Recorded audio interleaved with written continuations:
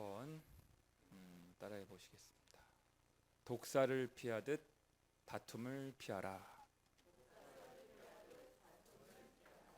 그런 제목으로 말씀을 나누겠습니다. 개신교 목사님들 가운데 가장 영성적인 목회를 하셨고 개신교 영성 목회의 가능성을 보여주신 모세골의 이명수 목사님께서 이런 말씀을 하십니다. 잘 들어보세요. 영적 생활에서 영성에 대한 갈망과 세상적인 성공에 대한 야망을 동시에 실현해 갈 수는 없습니다. 너무나 중요한 말씀이니까 한 번 더 죄송하지만 반복하겠습니다. 영적 생활에서 영성에 대한 갈망과 세상적인 성공에 대한 야망을 동시에 실현해 갈 수는 없습니다. 그렇습니다. 내 아내를 사랑한다고 하면서 동시에 남의 아내를 사랑할 수는 없는 법입니다. 내 남편을 사랑한다고 하면서 다른 남자를 만나고 다닐 수는 없는 것 아니겠습니까? 양다리를 거칠 수 없는 것은 영적 세계에서도 마찬가지입니다. 영적인 세계에서도 선택과 집중이 필요하기 때문입니다. 하나님을 사랑한다고 하면서 동시에 세상을 사랑할 수는 없는 법입니다. 하나님과 친밀해지기를 원한다면 세상과 친구가 되고자 하는 욕망을 내려놓아야 합니다. 둘 중에 하나는 포기해야 하는 것입니다. 육적인 욕망과 영적인 갈망은 기본적으로 반비례 관계에 있습니다. 이걸 우리 명확하게 아셔야 됩니다. 육신의 욕망이 커지면 영적인 갈망은 감소하게 되고요. 영적인 갈망이 커지면 상대적으로 육신적 야망은 줄어들 수밖에 없는 것입니다. 그럼에도 불구하고 구원받은 그리스도인들 가운데 상당수가 여전히 두 마음을 품게 되는 것을 보게 됩니다. 양다리를 걸치는 모습을 보게 되는 것이지요. 신앙적으로 성숙해지기를 원하면서도 여전히 세상에서 성공하고 싶은 마음도 포기하지 못하는 것입니다. 영적인 갈망이 있으면서도 여전히 세상적으로도 돈도 많이 벌고 유명해지고 이왕이면 권력도 누리면 좋겠다고 생각하는 것입니다.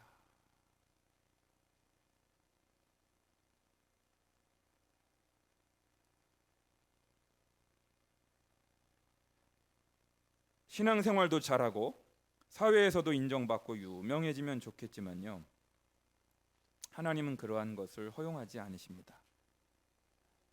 오늘 본문 4절 말씀을 함께 읽겠습니다. 4절만 시작. 가늠한 여인들아, 세상과 벗된 것이 하나님과 원수됨을 알지 못하느냐. 그런 정도든지 세상과 벗이 되고자 하는 자는 스스로 하나님과 원수 되는 것이니라. 아멘. 그러니까 제 말이 맞아요, 틀려요? 맞죠? 예, 성경이 그렇게 가르치고 있잖아요. 그렇습니다. 여러분 안에 하나님을 향한 갈망, 영성을 향한 열망, 신랑 되시는 예수님과 친밀해지고자 하는 열망이 가득할 수 있기를 축원합니다. 주님이 내 안에, 내가 주님 안에 거하는 그 영적인 하나됨에 대한 갈망이 불일 듯 일어날 수 있게 되기를 주님의 이름으로 간절히 축원합니다. 그런데요, 여러분, 이처럼 시간이 지날수록 영적 생활을 하고 싶은 마음, 영성에 대한 갈망, 주님과 친밀해지기를 원하는 열망이 깊어지는 것은 고사하고 그것만 해도 시간이 정말 부족한데 왜 가장 신령한 공동체인 교회에서 다툼과 싸움이 빈번히 일어나고 있는 걸까요? 오늘 본문 4장 1절에 나오는 싸움과 다툼은요, 죄송하지만 교회에서 벌어지고 있는 다툼과 싸움을 지칭합니다. 여러분, 왜 교인들이 왜 교회 나오는지 아세요? 세상에서 다투고 지치고 힘들게 버티다가 와서 교회 안에서만큼은 안식하고 평화를 누리고 말씀 듣고 세임 얻고 그러려고 예배를 나오는 것이거든요. 그런데 그럼에도 불구하고 왜 교회에서조차 알력, 불화, 투쟁, 쟁론, 논쟁과 같은 것들이 끊이지 않고 발생하는 걸까요? 지금 야고보서가 지금 그걸 지적하고 있는 거예요. 오늘 본문 1절과 3절에 그 이유가 나옵니다. 1절과 3절만 함께 읽겠습니다. 시작. 너희 중에 싸움이 어디로부터 다툼이 어디로부터 나느냐? 너희 지체 중에서 싸우는 정욕으로부터 나는 것이 아니냐? 구하여도 받지 못함은 정욕으로 쓰려고 잘못 구하기 때문이라. 두 번 반복되고 있는 낱말이 있죠? 뭐라고 되어 있어요? 정욕으로부터. from 정욕. 정욕으로부터. 여기서 정욕이라고 번역된 헬라어 원형은 헤도네라고 합니다. 쾌락주의를 뜻하는 영어 단어 헤도니즘이라고 있어요. 헤도니즘. 이게 쾌락주의, 향락주의, 일락을 가리킵니다. 일락을 좋아하는 자는 살았으나 죽었느니라 하신 그 말씀 있죠. 그걸 뜻합니다. 헤도네는 자신의 육체적인 만족과 이기적인 쾌락을 위해서라면 수단과 방법을 가리지 않고 충족시키려는 욕심을 말합니다. 죄악된 욕망을 말합니다. 육적인 욕망, 육욕이라고 번역되어 있는 성경책도 있습니다. 이기적인 욕심을 말합니다. 육체적인 쾌락을 추구하는 것을 말합니다. 거듭나기 이전에 인간 안에 자리 잡고 있었던 육체의 정욕을 가리킵니다. 그러니까 오늘날 여러분 뉴스를 보면, 인터넷을 보면, 스마트폰을 보면 매일같이 이렇게 보도되고 있는, 연일 쏟아지고 있는 뉴스들을 보면 이렇게 반갑고 즐겁고 긍정적인 소식보다는 무슨 뭐 N번방이니 뭐 아파트 경비원 갑질 때문에 뭐 큰일이 있다든지 그런 부정적인 일들이 너무나 많이 벌어지고 있는 것은 그 근원에 뭐가 작용하고 있냐면 헤도네, 바로 프롬 정욕, 정욕으로부터 나오는 것이 아니냐. 그러니까요, 그냥 외적으로 그 백범 김구 선생님께서 그런 유명한 말씀하셨어요. 경찰서 100개를 짓는 것보다 교회 하나 짓는 것이 더 낫다. 이것은 경찰서가 필요 없다는 뜻이 아니고요, 외적으로 싸우지 말라고, 다투지 말라고 행동을 규제하기 이전에 우리 안에 보이지 않는 이 정욕, 육신적인 욕망, 다툼과 싸움을 유발시키는 인간 안에 깊이 자리 잡고 있는 그 육신적인 욕망을 제어하지 않고서는 겉으로만 다투지 말라, 싸우지 말라 규제한다고 될 일이 아니다 하는 것입니다. 그러니까 왜 교회 안에서 논쟁과 싸움과 다툼이 그치지 않느냐?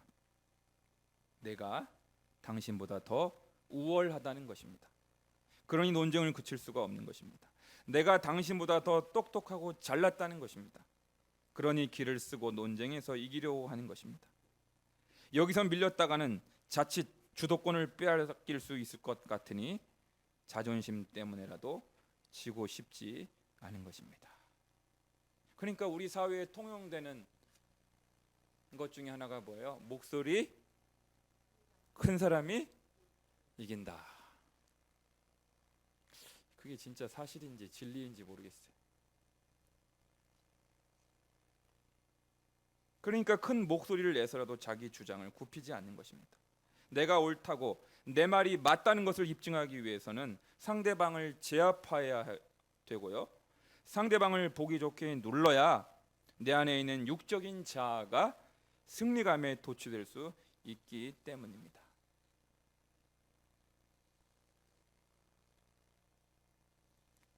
그러나 여러분, 싸움과 다툼 중에 이렇게 상대방을 납작하게 하면 얻은 것이 있을까요?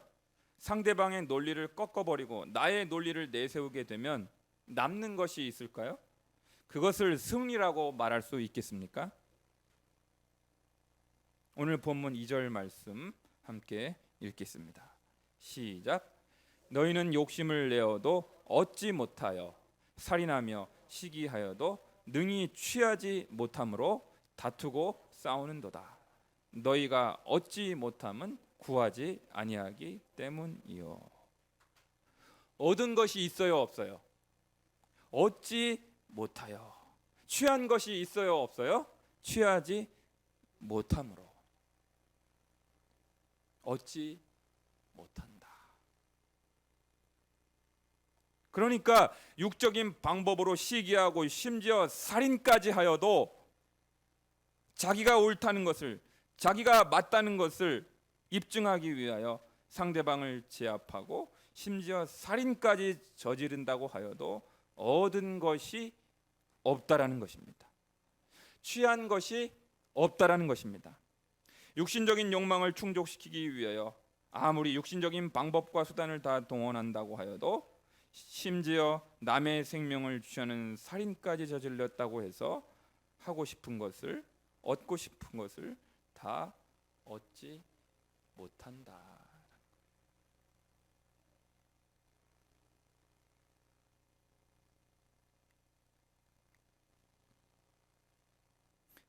남는 것은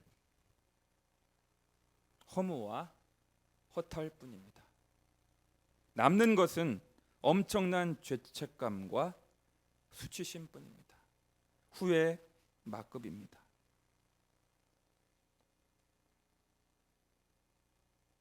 그러므로 논쟁에 대하여, 다툼에 대하여, 싸움에 대하여 하나님께서 뭐라고 말씀하시는지를 우리가 성경을 통해서 들어야 합니다.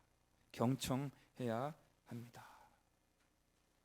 여러분, 책갈피 하시고 잠언 17장 14절 말씀을 읽겠습니다. 잠언 17장 14절 말씀.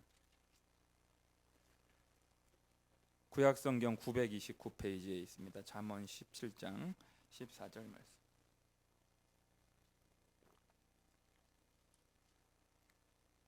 찾으셨어요? 네. 함께 읽겠습니다. 시작. 다투는 시작은 둑에서 물이 새는 것 같은즉 싸움이 일어나기 전에 시비를 거칠 것이니라. 아멘. 이 말씀을 현대어 성경 버전으로 한번 다시 들려드리겠습니다.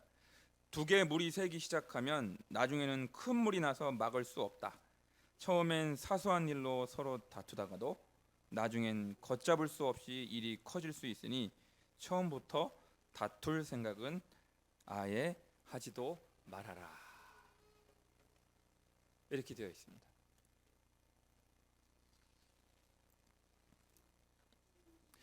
여러분, 그 밑으로 쭉 내려가서 19절 한번 말씀을 더 보아주시면 좋겠어요. 잠언 17장 19절 말씀.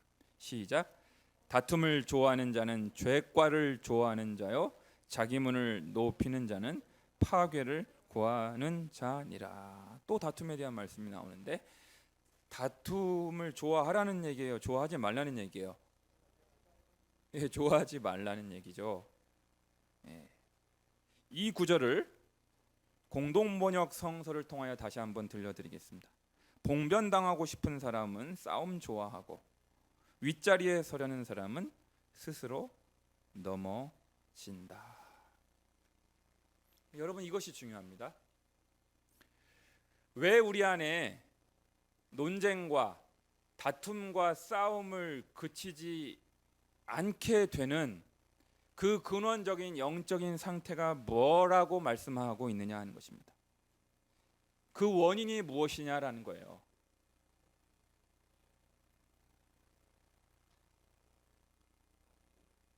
따라해 보시겠습니다. 교만 때문입니다. 겸손의 결핍 때문이라는 것입니다. 겸손이 사라졌기 때문에, 겸손을 강조하지 않았기 때문에 한국 교회 안에 분쟁과 다툼의 소식이 그치지 않게 되었다고 말씀하는 것입니다.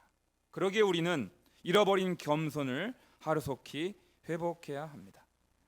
겸손으로 우리의 마음을, 우리의 영혼을 새롭게 무장해야 합니다. 그래서 베드로 사도께서는 겸손으로 너희의 허리를 동이라, 그렇게 말씀하고 있는 거예요. 여러분, 직장인들이 출근할 때 혁대를 착용하지 않고 벨트를 착용하지 않고 외출을 하거나 출근을 한다고 생각해 보세요. 큰일 나죠. 그날 하루 생활하기가 곤란하죠. 매일같이 우리가 확인하고 있는 작업은 출근하기 전에, 등교하기 전에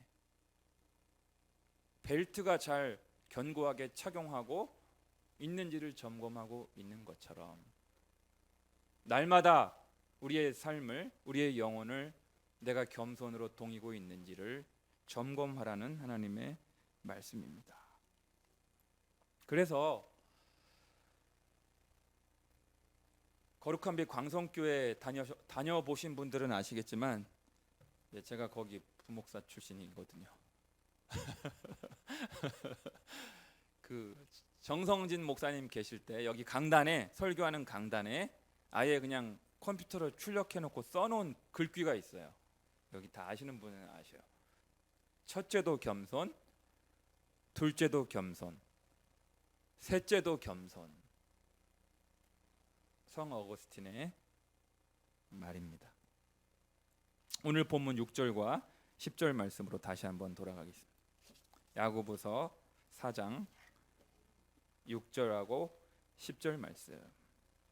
시작. 그러나 더욱 큰 은혜를 주시나니, 그러므로 일렀으되 하나님이 교만한 자를 물리치시고 겸손한 자에게 은혜를 주신다 하였느니라. 주 앞에서 낮추라, 그리하면 주께서 너희를 높이시리라. 할렐루야.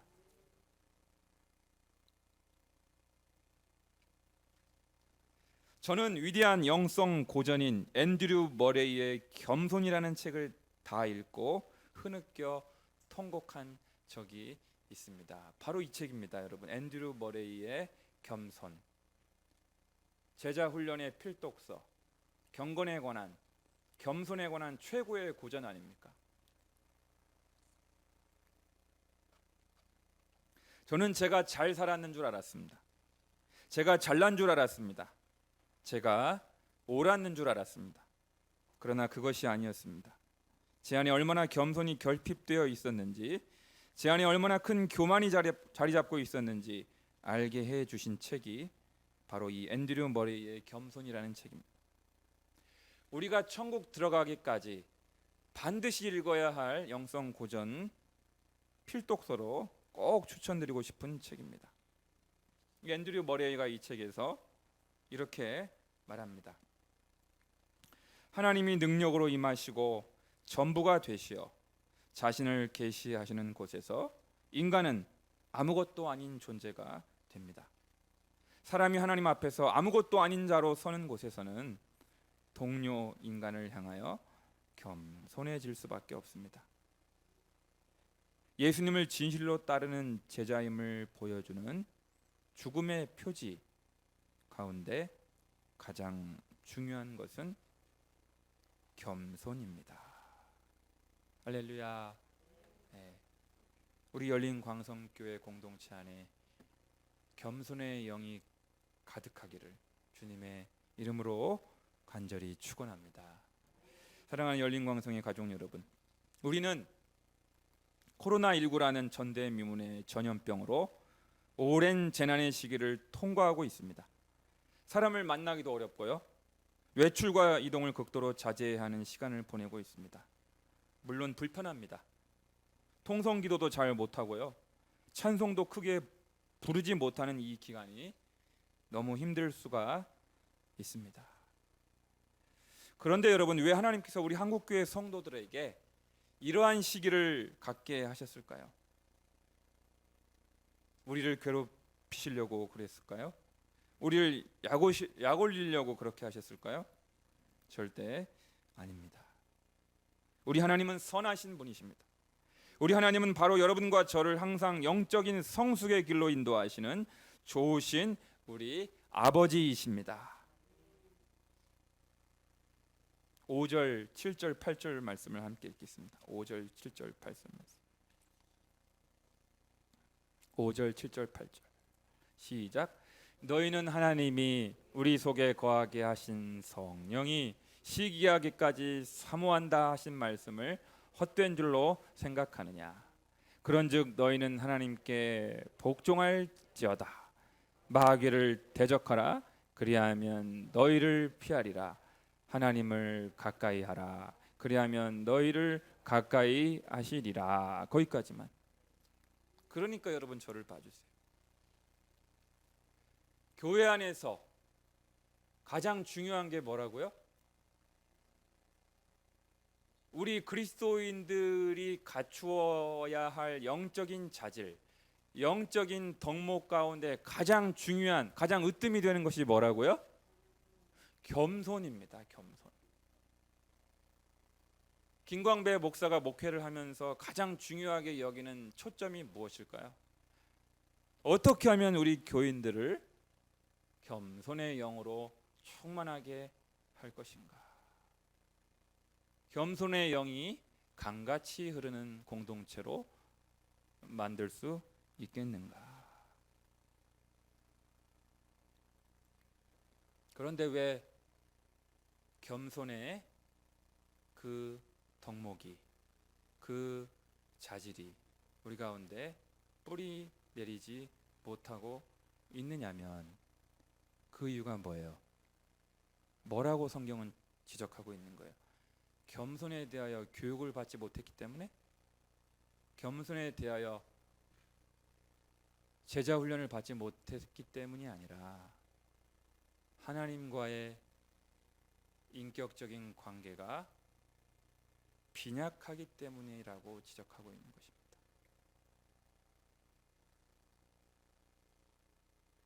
주님과의 영적인 관계, 개인적인 관계, 인격적인 관계가 친밀하면 우리의 신랑 되신 예수 그리스도, 나는 마음이 온유하고 겸손하신 예수 그리스도와의 영적인 관계가 친밀하면 당연히 그분의 성품과 인격을 부여받고 겸손의 성품이 교회 공동체 안에 꽃피우게 될 터인데, 주님을 가까이 하는 시간이 우리 가운데 너무나 빈약하다는 것입니다. 결핍되어 있다는 것입니다. 그래서 방금 읽었던 말씀처럼 하나님이 성령께서 시기하시기까지 사모하신다. 신랑 되신 예수님께서 뭘 그토록 사모하신다고요? 그리스도의 신부된 우리와 단둘이 있기를 간절히 열망하신다는 거예요. 간절히. 할렐루야. 단둘이 있고 싶어 하신다는 겁니다.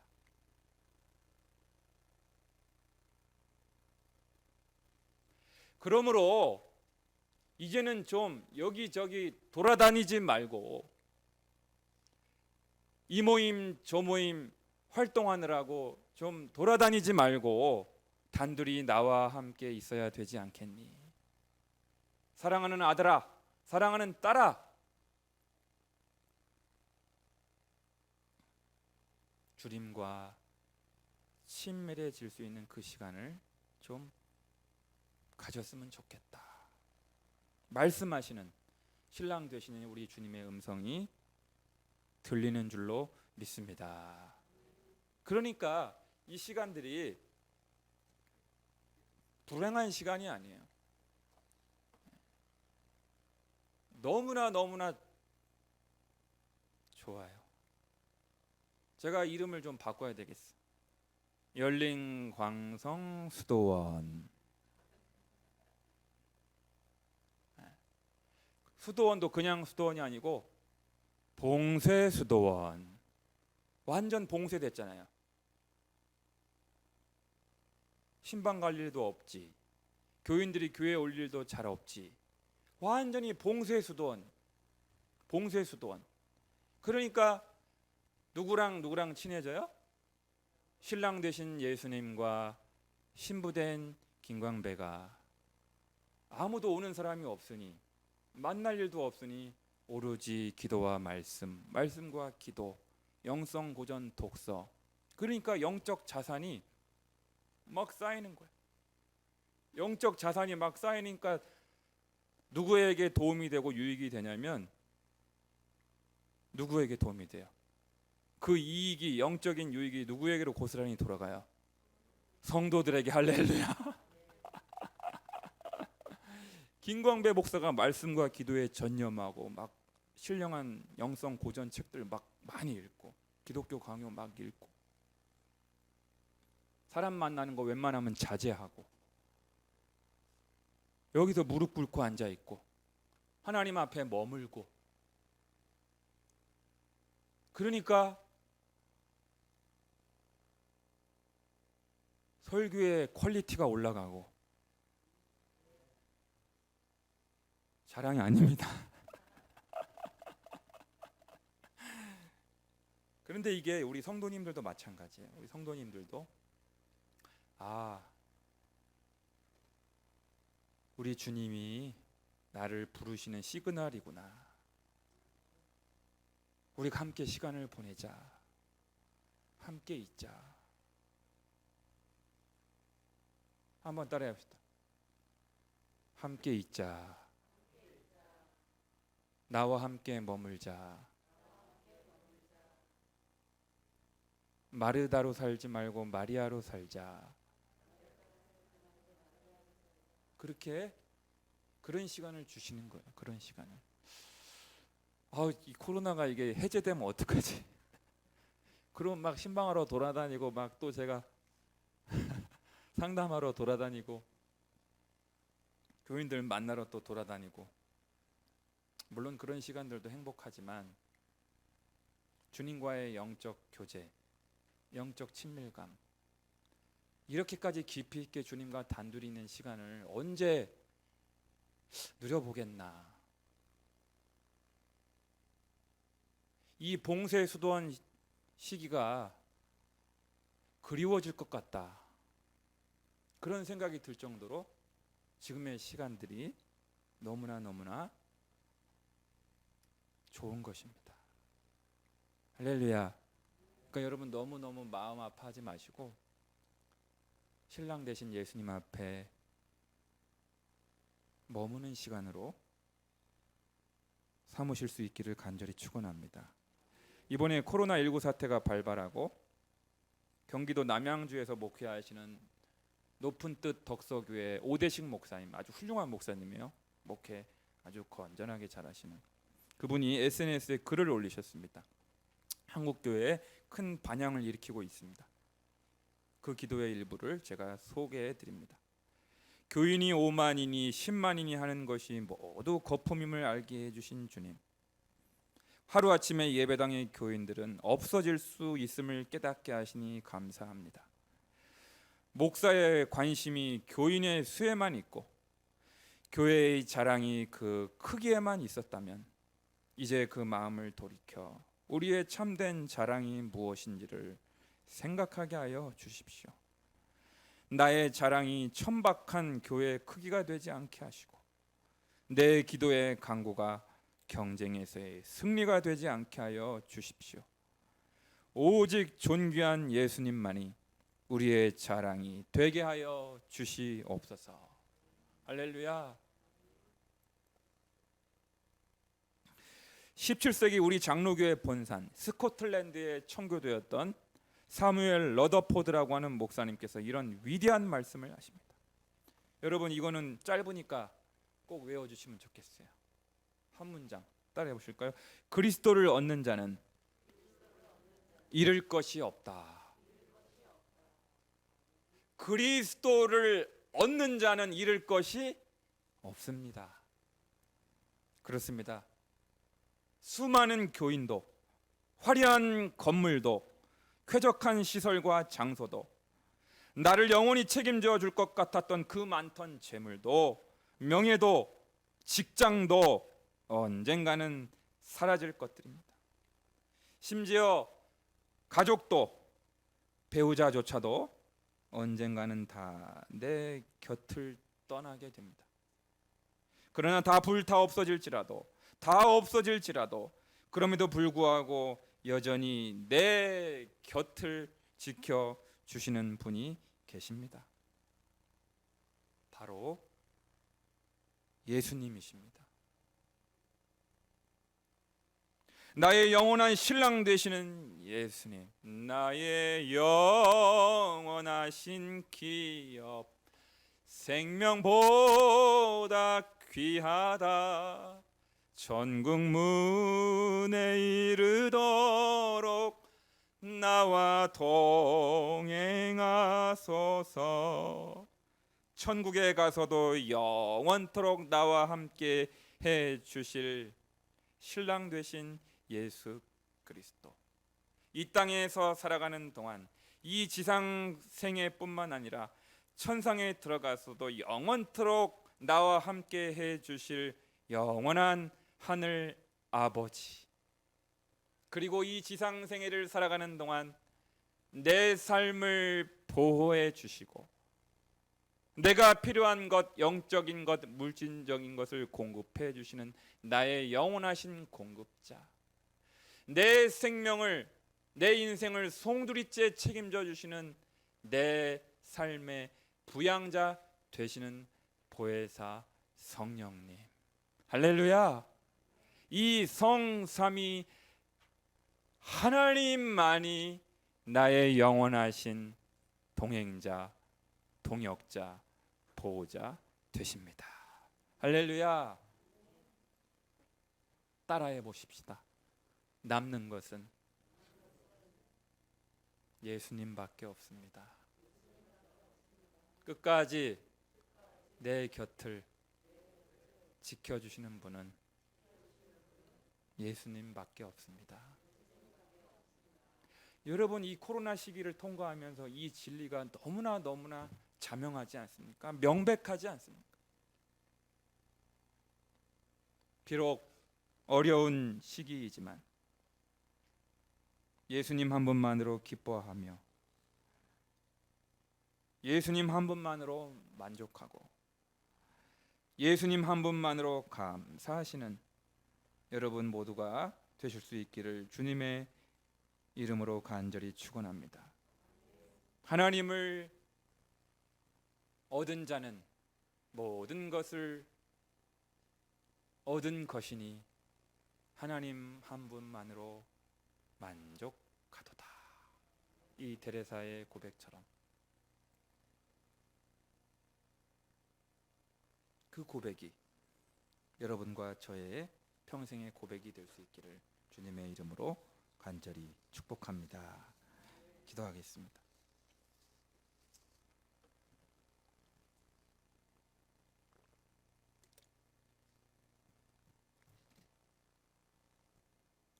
하나님 아버지, 세상에서는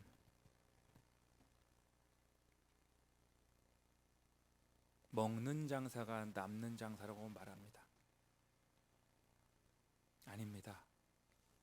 남는 것은 오직 예수님밖에 없습니다. 이 지상 생활뿐만 아니라 천상에 들어갈 때까지 영원토록 내 영혼을, 내 생명을 책임져 주시는 분은 하나님밖에 없음을 깨닫고 주님께서 허락하신 이 소중한 기회, 이 소중한 시기에 우리가 다른데 한눈 팔지 않게 하여 주시고 신랑 되신 예수님과 더욱 뜨겁게 사랑하고 영적인 친밀감을 쌓아갈 수 있는 소중한 시간 삼게 하여 주시옵소서. 우리의 영적인 자산이 풍성해져서 영적인 결핍이 올 때, 영적인 흉년이 올 때, 앞으로 닥쳐질 7년의 흉년을 대비할 수 있는 그런 영적인 풍성한 자산을 쌓는 그런 7년의 시기가 될 수 있게 하여 주시옵고, 그런 시간으로 삼을 수 있는 우리 모두가 되게 하여 주옵소서. 예수님의 이름으로 기도드립니다. 아멘.